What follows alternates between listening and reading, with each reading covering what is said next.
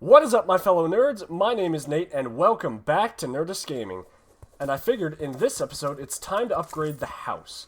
So I've had it just looking kind of piddly for the past few episodes, and I do have quite a few new NPCs that can move in, because I found bombs, I have enough money for the merchant, and I also have life crystals for the nurse. And I might be wrong about this, but I think that beating the bosses...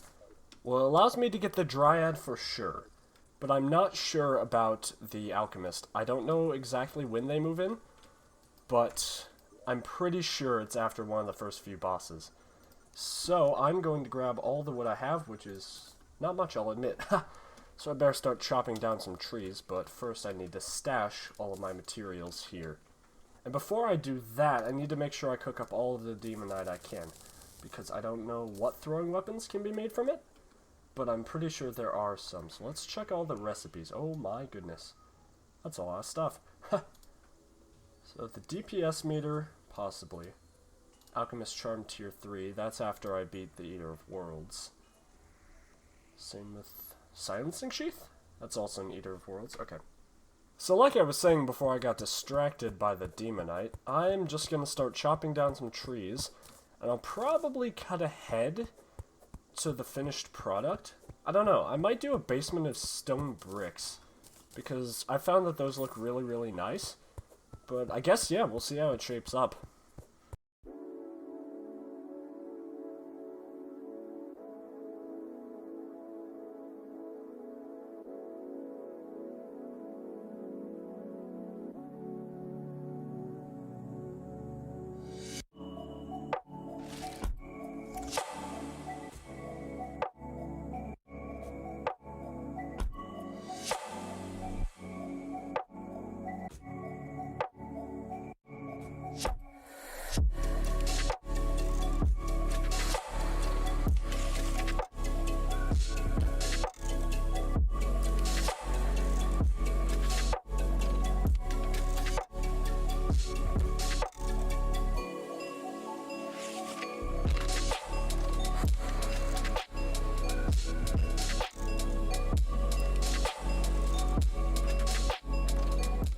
Alright, the housing system has been dramatically improved. I like how this is looking. It's got quite a few extra rooms. I think I put 8 in? Yeah, 8 extra rooms.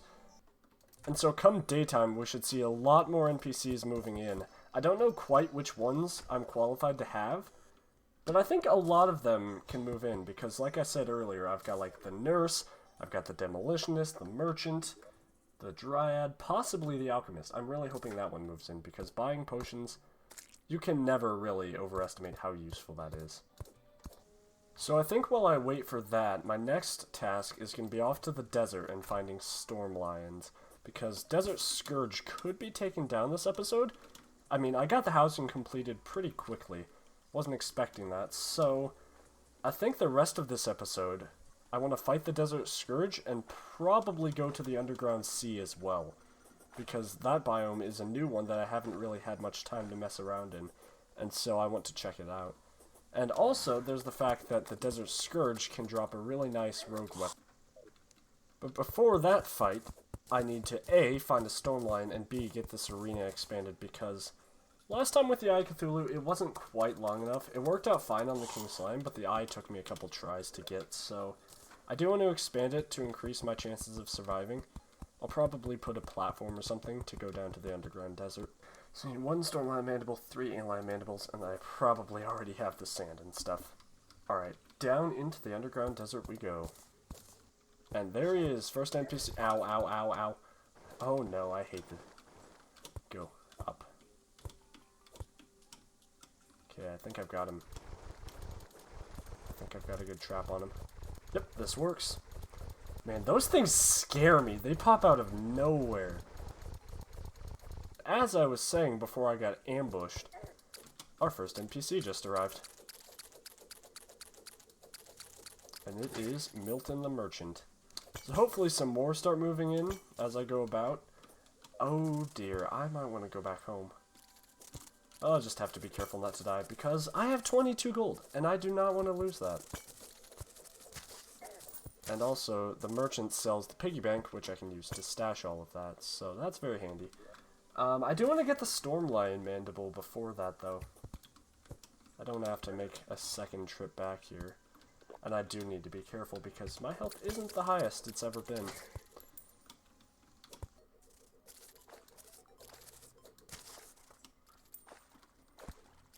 And there is one, a Storm Lion. I gotta be really careful here, but I should be able to get it pretty easily.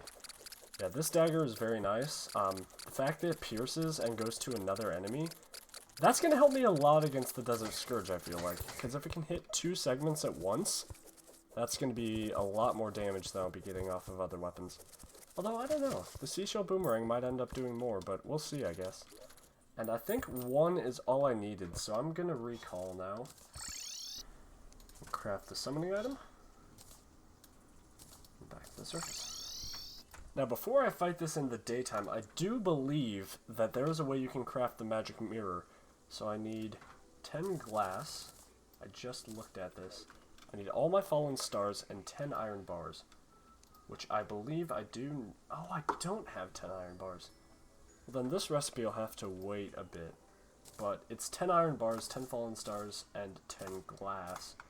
And that crafts the magic mirror. So I guess I just need to go get more iron. Let's do that, and then daytime, I will fight the Desert Scourge. Alright, there's 12 lead bars, and there it is, the magic mirror. No more recall potions for me. Let me favorite that, and put this away. And I think I will keep the healing potions just for the boss fight. Alright, it looks like it's daytime, and with that, it means time to fight the Desert Scourge after I kill this thing. Okay, slime up, summon. Or is it this way?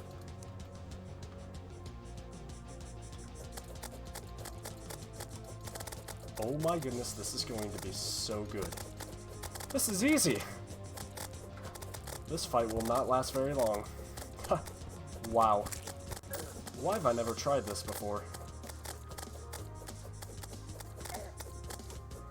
Okay. Guess he can still hurt me, but not very much. Gotta make sure those little things don't get out of control, though.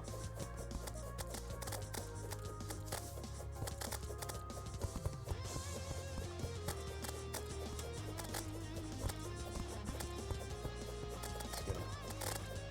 He looks to be getting faster, but that shouldn't be a problem as long as I can keep jumping on top of him. Yeah. He is nearing dead. 300 health. Should not last him very long. Nice, that bounce was perfect, and I got him. Oh, a sandstorm starts. I did not know that happened. That must be an expert mode only thing, because when I beat it in normal mode, it usually does not start a sandstorm. But dang, that slime mount was so useful. I cannot overestimate that. Alright, well, I didn't get the weapon. That's fine. Ocean enemies become friendly and provides water breathing. Ooh. I think I'd prefer that over the royal gel for now. What does the lore do? Increase in defense while in the desert, but decrease damage in those areas. Huh. Interesting. And I just got a Wolfram battery. 7% increased summon damage? Well, I do not need that. And the angler vest. That's nice, I guess. Not the most helpful thing. Alright, that went very well. And I probably do have time to do a little exploring in the Sunken Sea. Not too much, though. I might not fight the boss that's there, but we'll see. Alright, here we are. The Sunken Sea, and my goodness. I love this music. It is so good. So what I want to mine is these prism shards, because I can craft a rogue weapon out of these. Dang it, I can't jump high enough. There we go. So yeah, there's a rogue weapon you can craft out of these. It's called the Sea Foam Bomb, I believe. You have to make them into sea prisms, and then... Where is it at? There it is. So yeah, the Sea Foam Bomb. It explodes into a bubble, which deals extra damage to enemies, and stealth strikes are faster and explode into 5 bubbles. And then later in the game, obviously this is way later, you get the Prismaline. Which reminds me, I need to craft the Crystalline. Seems like it would be very good, but I don't have 3 diamonds, so that's going to take a while. Now this is what I was looking for. All of those... Oh, and it looks like we have a giant clam. Well, that was a close call. I don't want to fight it yet, though. I just want to mine this, but I can't. I need a stronger pickaxe, obviously. I'll probably come back here later then, but let's finish out the episode by trying to beat this giant clam. That ought to be interesting. I have really good mobility, so hopefully this turns out fine. I do want to take out this ray, though. My goodness. That's fast. Leave me alone! Okay, there we go. We got him. Alright, this circular arena ought to be good. Let's do it. Why not? And now he's taking damage. Okay, this is the one that teleports above me. Yep. And then it stomps down.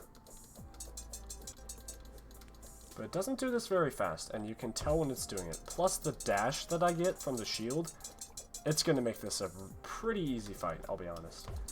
But I believe defeating this thing drops out the Sea King NPC, and he sells a nice rogue weapon. Alright, we're nearing the end of the fight, and I think we got this. He hasn't changed up his attack patterns throughout the whole thing, he's just released a few of those clams. But yeah, this is looking like it's a pretty easy fight. And there it is. And Amidas was just released, I think. Where'd he go? There he is. Oh golly. There's a lot of clams. Oh no, no, no, no, no, don't die, don't die. I need to draw them away from him, obviously. Man, these things have 600 health, but they're taking a lot of damage, so that's nice. And that's it. Alright, so we dropped an archery potion and 2 goldish. Nice. So, the weapon I am looking for is the Sand Dollar, and it stacks up to 2, so I'll buy 2 of those. I don't know why I still have this. Let's sell that. So yeah, this guy, he sells the Desert Medallion if I want to refight it for that weapon. But, yeah, I think that's all he can give me. The Snap Claim is not nearly as good as the Sand Dollar. I looked it up. But I think that should be good. Seafoam Bomb. Alright.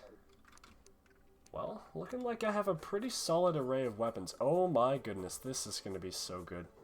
But as it stands, this looks like the perfect place to end the episode. Pretty successful overall.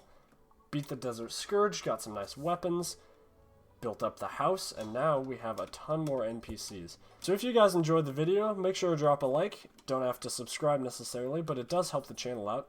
And I will see you guys in the next one. Nerdus out.